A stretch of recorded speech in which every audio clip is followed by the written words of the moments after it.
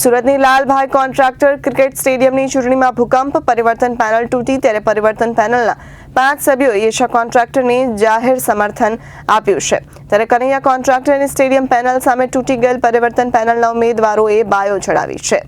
Surat Lalbhai contractor cricket સ્ટેડિયમની ચૂંટણીમાં ભૂકંપ, પરિવર્તન પેનલ તૂટી, પરિવર્તન પેનલના 5 સભ્યોએ યશા કોન્ટ્રાક્ટરને સમર્થન આપ્યું છે। કનૈયા કોન્ટ્રાક્ટરની સ્ટેડિયમ પેનલ સામે તૂટી ગયેલ પરિવર્તન પેનલના ઉમેદવારોએ બાયો ચડાવી છે। પરિવર્તન પેનલને 5 સભ્યોને કનૈયા કોન્ટ્રાક્ટર સ્ટેડિયમ પેનલમાં સમાવતા અન્ય સભ્યોએ યશાને સમર્થન જાહેર કર્યું છે। દીપક સેવક સહિત 5 સભ્યોએ યશાને આપ્યું સમર્થન। તૂટી ગયેલ પરિવર્તન પેનલમાં ઉમેદવાર એવા દીપક સેવક, સમયમાં કોરાટ, મનીષ ગાંધી, મયંક ત્રિવેદી, કલ્પેશ મહેતાએ યશાને સમર્થન આપ્યું છે। ત્યારે કનૈયાલાલ કોન્ટ્રાક્ટરની સ્ટેડિયમ પેનલની જીતવું મુશ્કેલ બનશે તેવું દીપક સેવકે જણાવ્યું છે। ત્યારે યશા કોન્ટ્રાક્ટરની જીતની આશા વધી હોવાનું જણાવ્યું હતું। દીપક સેવક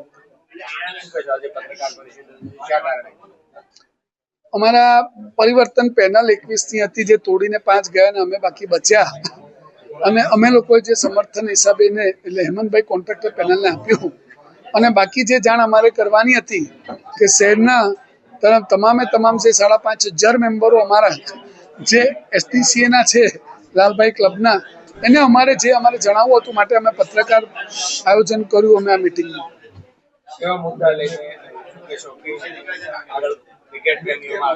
આગળ અમારો મુદ્દો મૂળ ક્રિકેટ છે કે અમારું ક્રિકેટ જે ગ્રાઉન્ડ છે અને જે આપણી પાસે જગ્યા છે આ શહેરના દરેકે દરેક છોકરાઓના જે કંઈ પણ ટેલેન્ટ છે એ ત્યાં અમારે ઉપર સુધી મોકલવા સુધીની અમારી તૈયારી છે જે હજી સુધી આ લોકો આટલા વર્ષમાં કરી નથી શક્યા। તે અમે એવું ઈચ્છીએ છીએ કે જો આ સત્તા અમારા હાથમાં આવે કે અમને આ સેવાનો અવસર મળે તો અમે બધું જ આ કરી શકશું અને શહેરની ઉડપ જે છે ક્રિકેટની એને પૂર્ણ કરશું અને અન્ય બધા સ્વિમિંગ પુલથી લઈને જીમથી લઈને જે કાંઈ પણ બીજી રમતો છે અન્ય તે બધી જ અમે પૂર્ણ કરશું।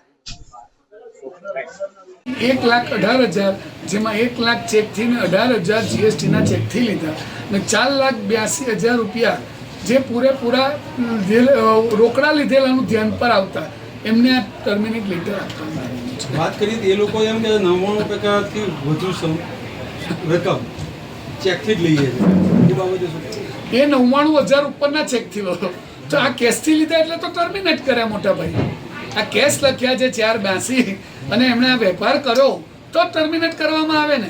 અને આવા શહેરના સારા માણસો, એક સીએ છે, એક ડૉક્ટર છે, આ લેવલના માણસને એ ખબર ન પડી કે મારે 482 જો 99 પર નથી લેવાતા અને ટર્મિનેટ લેટર એમ તો કોઈ આપે નહીં અને એવું કહે છે કે મને મળ્યો નથી માનો અને મળ્યો હોય તો એ કોર્ટમાં જાય, આગળ જાય, આનો કોઈ જવાબ આપે, કંઈક તો આપવું પડે।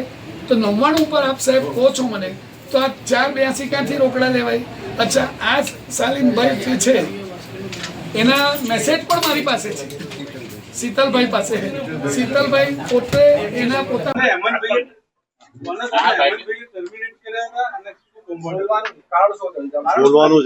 બોલવાનું પહેલા તો ડોક્ટર નિમેશભાઈને ટર્મિનેટ કરેલા હતા 12/4/2024 ના દિવસે, જેમાં આ એન્ટ્રી પડી છે 13/4/2024 ના હિસાબે।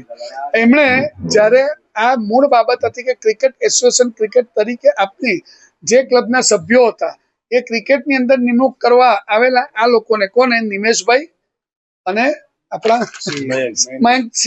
મયંકભાઈ જે એસોસિએશન ક્રિકેટની અંદર એ લોકોની બી 6 લાખ રૂપિયા લેતા હતા એ ટીમ પાસેથી 1,18,000 જેમાં 1 લાખ ચેકથી ને 18,000 જીએસટીના ચેકથી લીધા અને 4,82,000 રૂપિયા જે પૂરેપૂરા રોકડા લીધેલાનું ધ્યાન પર આવતા એમને આ ટર્મિનેટ લેટર આપવામાં આવેલું છે। વાત કરી એ લોકો એમ કે 99% થી વધુ રકમ ચેકથી જ લઈએ છે એ બાબતે એ 99,000 ઉપરના ચેકથી લો તો આ કેશથી લીધા એટલે તો ટર્મિનેટ કર્યા મોટા ભાઈ। આ કેશ લખ્યા છે 482 અને એમણે આ વેપાર કર્યો તો ટર્મિનેટ કરવામાં આવે ને।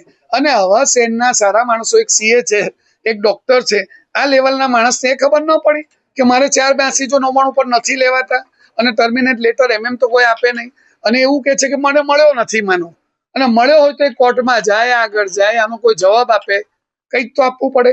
તો 99 પર આપ સાહેબ કહો છો મને તો આ 482 ક્યાંથી રોકડા લેવાય? અચ્છા, આ શાલીનભાઈ જે છે એના મેસેજ પણ મારી પાસે છે, શીતલભાઈ પાસે. શીતલભાઈ પોતે એના પોતા મેસેજ બધા મારી પાસે રેડી છે, કેશ વોટ્સઅપ મેસેજ. તો સંસ્થા છે, પેઢી હોય તો કેશ લેવાય, અને આ પેઢી ચલાવનારો માટે મારે આને સંસ્થામાં તબદીલ કરી અને જે આ લોકો સત્તા કે છે એને સેવા શબ્દ આપી અને મારે આગળ આ લોકો પાસે કાર્ય કરાવવું છે અને સ્ટેડિયમ પેનલને લાવી આ ભૂલ ન કરે કોઈ, અને હેમંતભાઈની પેનલ લાવીને આ ભૂલ સુધારે એવી મારી નમ્ર અરજ છે. Reporter Arvind Rathod, Janadesh news, Surat.